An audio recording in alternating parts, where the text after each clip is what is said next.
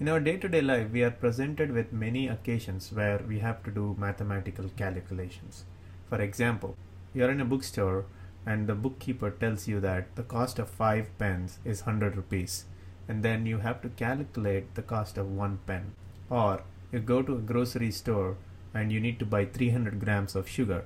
You ask the shopkeeper how much does the sugar cost, and he tells you the sugar costs 200 rupees per kilo.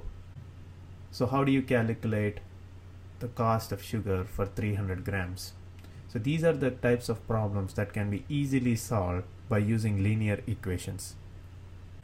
In this lesson, we will learn about linear equation with single variable. Let's look at an example. You and 4 of your friends go to a shop and you want to buy hats. The shopkeeper tells you that the cost of one hat is 50 rupees. So you start doing the calculation. So one hat costs 50 rupees. So 50 times 1 is 50. And then you calculate for 2 hats, which is 50 times 2 is 100. Similarly for 3 hats, it's 50 times 3 is 150 rupees. So this can be generalized as n times x is equal to the total cost, where n is the number of hats and x is equal to the price of one hat. So if you observe here, n is the number 1, 2, 3 and x is your price, which is 50. So let's look at another scenario where now the shopkeeper tells you that if you buy 5 hats, I will give you a discount, and he tells you the cost of 5 hats is 200 rupees.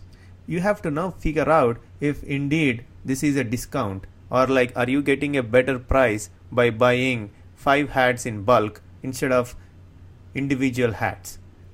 So let's see how we can solve that.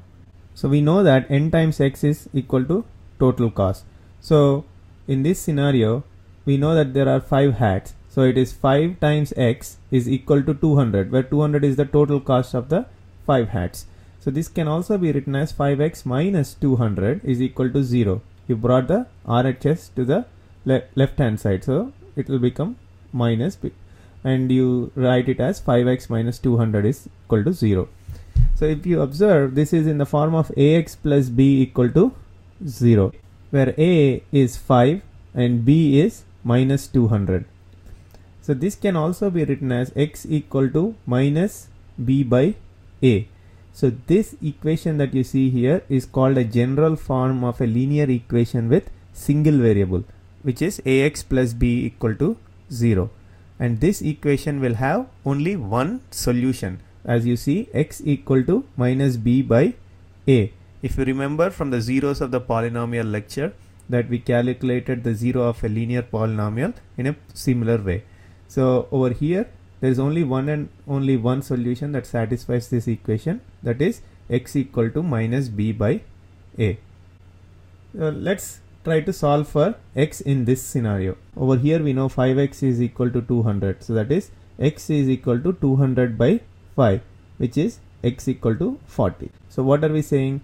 So in this scenario where the shopkeeper gave you a deal, the price of one hat is turning out to be 40 rupees.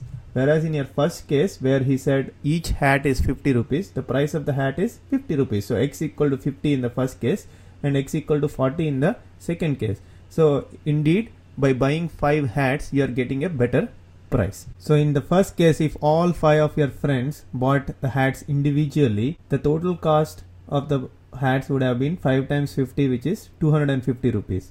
Whereas in the second case, by buying 5 hats in a bulk, the total cost was 200 rupees. So what does this mean? So in the first scenario, the each hat was 50 rupees. In the second scenario, the price of the each hat came out to be 40 rupees. So you saved 10 rupees on a hat by buying in bulk.